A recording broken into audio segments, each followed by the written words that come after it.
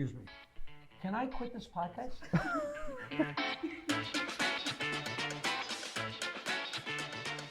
I told Eddie Murphy to stay in college so he'd have something to fall back on. I did great advice. Jackie, how about the lighter side of history? The lighter side. I'm done laughing at my joke. Okay. I know a lot of things and I share them on the podcast and you don't care. What are we talking about? I can't get a word in edgewise on this show. I mean, it's... Here's how we sell it. Okay.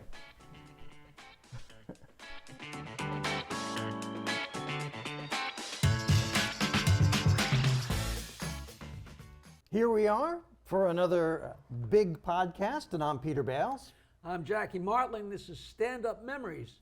And when we last left you, my partner Peter Bales was about to regale us with tales of doing stand-up comedy on an airplane. Well, I don't think I've heard this story, and I've been stuck with him enough. But I thought I'd heard them all, but you have the floor. It's true. There was a small airline that was flying from Newark to New Haven, not exactly a long flight. There was a flight, it was a small propeller plane, Newark to New Haven, and they wanted publicity. And they booked me and a couple of other comics to do stand-up on the short flight. That was like... A couple of comics? Yes. We each did a few minutes. And it was a short, very short flight, and we were, after all of the preliminaries were done, seatbelts are fastened, stand in the aisle where they do the seatbelt instructions and do our stand-up. And I was introduced, and I started doing my stand-up. 12 people? 24 people? Probably 30 or 40 people, a very small prop plane.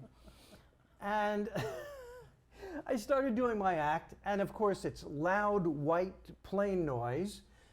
Nobody can see you because the seats blocked your view. You know, a couple of people might be looking out in the aisle. I'm getting no response, and I'm standing there doing my stand-up, and then we hear over the loudspeaker, the pilot has turned on the seatbelt sign, take your seat, and I had to take my seat and face front and turn and stick my head out into the aisle. And they were doing it for the publicity, and they did get a reporter from the Associated Press to ask me how it went afterwards when we got to New Haven, and I gave a great quote. I said, it was pretty tough out there. And when I went into my dressing room, I couldn't believe it. There were two guys with headphones in there. And the AP made that like the quote of the day. Right. So it was picked up by newspapers, including Newsday, all around the country. Now, as any good comic has to say, what do I say? Who books it? Who books it? I did stand-up on a prop plane, not a jet. But so crazy. You know, in the early Wild Woolly days, speaking of who books it, there was a guy who used to book a lot of shows named Jim Balatzos. Yes. Jerry Stanley booked shows. I booked shows. Ron Richards booked shows. And there weren't comedy clubs yet. So it was a big deal if you got a job coming to Mustache Pete's. These guys were Jersey bookers. Right. Yeah. Instead of working at the Improv and getting $5 and a hamburger, you'd get $40. You'd flirt with the waitresses. You'd get drunk, maybe get stoned. Who knows? It'd be great fun. And Balatzos would pick guys up at the Improv. So one show, in the very, very beginning, we meet him at the Improv, and it's me and Joe Bolster and Paul Reiser. He picks us up, and we get in the back seat. He's in the front seat with his bottle of vodka and his wife, and we drive to a bowling alley in wherever, New Jersey, on a Sunday. And he pulls in the parking lot, not too crowded, and he goes up and the door's locked. The place is closed. And we see him like, and I turned to the guys. I said, you realize we get paid no matter what? They said, what are you talking about? I said, we did our job. We showed up, we're here, we're ready to work. It was almost like I was a union organizer, but because they're like, well, how can we do that? You know, the guy's not making any money. It's like, no, that's not how it works. And Balatzos came back and got in the car, and I said, you realize you have to pay us? He said, well, what? There's no show. The guy's not here. I said, that's not on us. That's on you. You have to pay us. And Reiser talked about that for another year or two, because They were very impressed, but that was the kind of line in the sand that had to be drawn. You know, there were certain lines in the sand that weren't really drawn. If you're there ready to do your show, you know, I remember guys used to go on the road and they'd be like, one show Thursday, one show Friday, 2 shows Saturday, and all of a sudden the owner of whatever club would say, oh, I want to do 2 shows on Friday, Right. no, I want to do 3 shows on Saturday.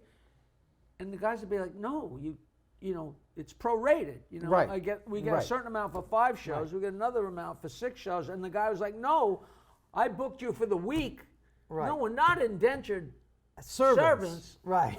but that was something that had to be, you know, carved in. I always say the best gig I've ever had in comedy in decades, bar none. My friend Steve Lazarus, a comedian, booked me at an outdoor pool club in Queens. And I was driving there, and there were thunderstorms in the area, and wind and lightning. And I pulled up in front of the place, and he is standing out there, and he goes, because of the weather, they called it off. Here's your money. He hands the money through the window of my car. You never turned the car off. I never stopped. I was rolling. I didn't even stop the car. I slowed down to about 1 or 2 miles an hour. He hands the money, and I go, thanks a lot, great gig. Boom! I never got out of the car. That is so great. You know, people, this happens all the time. People ask Gilbert Gottfried, like, do you really love doing your show? He goes, my dream, when I'm in the dressing room or the green room, is for them to come in and say, the club burned down, there's no show, here's your money. That's right. One thing club owners will do is if the crowd is light, if it's a small crowd, they might ask you to take less money. Never, when it's packed to the gills, will they give you more Here's money. a little extra. That's the whole rub. This is a story that happened. The guy's name was Bob, and I always described this place as the place that would have had chicken wire. So Right. when they threw bottles, it wouldn't hit you. You know, like in Animal House or whatever it was, Yeah. or Blues Brothers. And I literally worked there, and next time I worked there, I worked for 10 times as much. Yeah. I got booked for $200, and in the ensuing year or 2, the Stern Show got big enough that I got booked for $2,000. And the guy was a drunk and a cokehead and everything like that. And I went to get paid. And you're me, and he's sitting there, and he counts out my money. 5 20s, 5 20s, 5 20s. And he counts out 10 and then another 10 of 5 20s each. And I said, okay. And I take 5 and I'm counting them. And one of them had 8 20s in it. And it was like a Mexican standoff, because I was like,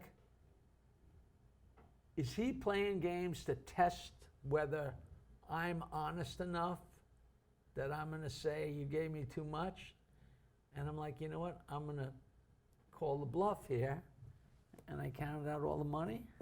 And I counted the money. I said, perfect, thank you. And I walked out of there with overpaid. And I'll never find out. He might have put in too much as a goof and been so high that he didn't remember by the time I got done counting. I mean, he was one of those guys that was that. Did he ever call you again? The place, I think I went back there. You would know the name if I told you, because all the guys worked there.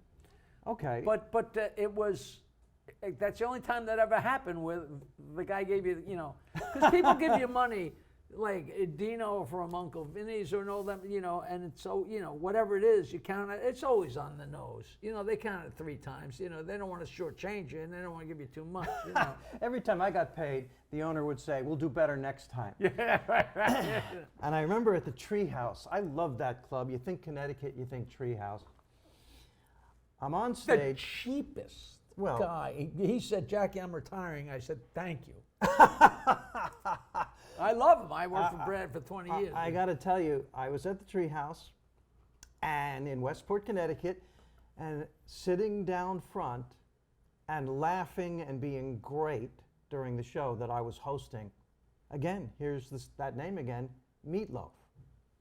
Meatloaf and his girlfriend and a couple friends, and they're down front. They're not distracting. In fact, they're helping the show. And everybody knows he's there, and he's laughing, and the audience is watching him laugh, and so they're laughing. It was just great. And somehow this popped into my head. This dumb joke popped into my head, and I go, I know Meatloaf has heard this a million times, but I'm going to say it anyway. And I said, ladies and gentlemen, do you realize if the famous gymnast Nadia Comaneci married the famous rock star Meatloaf, she would become Nadia Comaneci Meatloaf. That's what you just said. And I look at Meatloaf, and he almost fell off his chair. He laughed so hard. And then when everybody sees him laughing, they laugh, okay?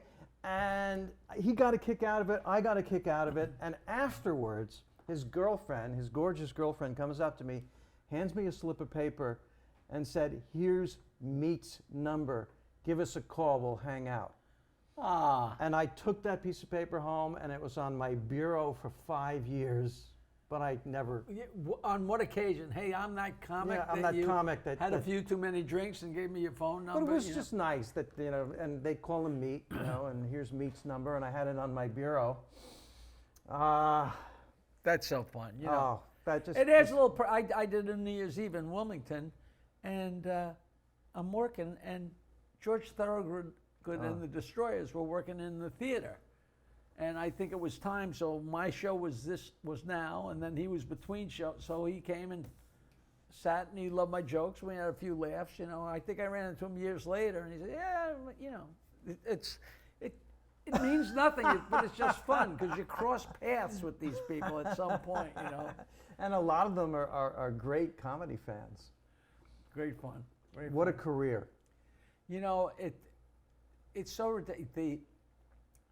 We were talking about people getting mad, and I've always told ethnic jokes and racist, not harmful ones, but, you know, that stepped on the line forever and ever, and never, ever, ever got harassed or any of that. A couple of months after I started as a comic, where I was still doing a comedy show, but I'd sit on my amplifier with the guitar and tell jokes. But I had started being an actual comic, but this was, Jackie, will you go do this? And it was a bachelor party at a place called, I'll never forget, the Billy Who. That was the name of the place, Billy Who with a question mark, in West Paterson, New Jersey. I don't know about you, but growing up in Oyster Bay, we didn't have bachelor parties with strippers and everybody gets drunk and goes nuts. I mean, people got married, but nobody got married early, and after high school, people kind of splintered. It just wasn't a thing. Where in Jersey, it was a given thing. And so I'm sitting on my amplifier, and there's like 12 or 15 guys standing in a semicircle looking at me. And I'm playing song and telling jokes, but you know the way you look at a crowd. I'm not looking at anybody. I'm looking at them without looking at anybody. And I said some kind of insult about how dumb you guys are or how ugly, you know. But I wasn't looking at anybody. And a guy pushed his way through the guys, and he came up to me and grabbed me by my shirt and bent me over and said, I'll beat your ass, man. I said, listen, I wasn't talking to you. I was addressing, I'm a comic. I'm breaking chops here. I'm being funny. And he was like, okay. And that's the only time, and this is, I mean, it was one of those things where it was so far away, but I think I got like $50. And I was like, who's going to say no? And my friend famous Red McCready came with me. And after I was done, I sat with the guys. They get chairs. There's no chairs when I'm working, but all the guys are sitting in chairs, and there's a stage about 6 inches tall, and they have a stripper. And the stripper brings the groom up on stage and undresses him, but I'm sitting there, and here's the groom's father. Wow. And the groom's fiance's father. And she proceeds to do a number on him, and then brings up his father, and then brings up his future father-in-law. And I'm like, am I on Pluto? Is this? And then afterwards, there was a line at the door of the bathroom. Wow. And I'm like, I had never seen anything like this in my life. And I'm like, Red, what? Jackie, who books that? I That sounds incredible. you know, You know, it's so interesting. You know, bachelorette parties are now commonly held at comedy clubs. And I will never... and they're the most horrible thing. They are tough. They are tough because they drink a lot and they are more don't into each shut other. up. Yeah, I know. Because usually 3 of them want to be at a comedy club. I and know. The rest of them, Yeah, I know. But I saw this at Governor's.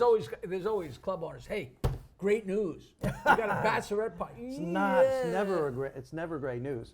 But I saw a bachelorette party at Governor's, and on the show was Joe Rogan, well-known Joe Rogan for his podcast and everything else. And after the show, you know, the comics are hanging out in front of the club, outside the club, right by where the audience is getting into their cars, and a stretch limo pulls up in front of Governor's, 15 feet away from Joe Rogan and me, but the door opens and nobody says anything to me, but one of the girls, Joe, you were great. There's 8 beautiful women in this limo, and they're packed in there, facing each other, 4 and 4. Hey, Joe, you were great. You want to come with us? He doesn't say anything. He just literally walks towards the limo, and like he's diving into a pool, head first, dives in, and there was no seat for him. He had to like lay across 4 women on their lap. The door closes, and the limo drives away. And I admire what Joe Rogan's accomplished in his career, but I not admire... as much as that. Not as much as that. Wow. And as he drove away, you're like, I want to be a headliner. I want to be a headliner like Joe Rogan. Boy. The closest I ever came to anything like that is did a show at Jimmy's Comedy Alley, which was a pigsty, but I was pretty popular by then. And I came out, and these 2 girls had a limo, and I got in the back seat with the 2 of them, and we're fooling around a little bit, and finally one of them pushes the other one and says, leave him alone, he's mine. And not being amazingly choosy, the other one gets in the front seat and fools around with the limo. And I'm like, this is a little bit low rent, but what are you going to do? I don't usually talk about this, but this really happened at Catch a Rising Star. At some point, we had to, You know, venture off into these horrible stories. I know. Well, I don't know how horrible this is. I think it's kind of a cool story. The tables were long, and they came up this way, straight toward the stage. So there was a woman right up against the stage when I was on, and she turns her chair sideways, and directly behind her, with his chair turned sideways, is her date. So I'm up on stage. She's literally right in front of me, turned and facing me. And without a full club, and I'm having a great set, without anybody in the club knowing it, including her date, she lifted up her sweater, flashed me, dropped it down. I looked. And nobody knew but you and Nobody knew but me and her. Full room, and I was remarkably able to maintain my composure. And you know, I had jumped on her, and I got back up on the stage. No, I didn't jump on her. I continued. I mean, I'd love to see a video because, you know, I'm sure I Did flinched. you speak to her afterwards? I did not. She was with a date. Do you think it was? She did it on a bet? You I think she it was just one of. having I think it fun? was a New York moment. That's what I think. It was a moment, and I think it was cool. And I don't think it's a horrible story. I think it's a great story. I think it's total fun. And I remember it late at night often when I'm alone with myself and I can't sleep. Well, But funny that- you should I'm say sorry, that I'm because getting- I might think about it myself tonight, alone late at night. Such you great know, stories. they were crazy times. And you know, we think, were we crazier than the current generation? I don't think so. I think they're making their own stories now as we You know, speak. my aunt, Janet, my double cousin Lenny's mother, used to say, you kids think you invented sex. It's been crazy since Adam and Eve, since that snake bit her or wherever he bit her or whatever the hell happened. It's been going on, and nothing has ever changed. Ever, I ever. fully believe that. I Ever, ever. absolutely believe that. I think young people now are as crazy as we were. And it's true, the human brain does not fully develop until a person is 25 years old. That's a medical fact. What are you waiting for? Mine is slow. It will get there. It will get there. There is no hurry. Oh, I love it. I used to remember some comedians would go too long. And we should explain that in the world of stand-up comedy, going too long, when you're not the headliner, the headliner generally has carte blanche, unless there's two shows. There's and nobody waiting. Right. But I mean, it is just so disjointed. If you have a show that's going to be, say, an hour and a half to 2 hours, which is the sweet spot, you will throw off the show if you've got the feature act, middle act, same thing. And what's hard is if you've been all working together for a while, and all of a sudden it's Friday or Saturday night, and you got a packed audience, and you're the middle act, and all of a sudden you're knocking them dead. It's hard to get the hell off. You can almost read the guy's mind, you know. plus the guy's used to doing 20 minutes, and all of a sudden with big laughs, it's 25. Now I was just talking about this to somebody the other day. I was in Las Vegas last weekend, and the opening act was okay, not good, not bad, but every time they laughed, I was like, that's one I won't get. That's one I won't. There's a manager at Rascals back in the day, Danny McKenna. We both love him. He was so terrific. And we will have him on this show. We will have him on this show.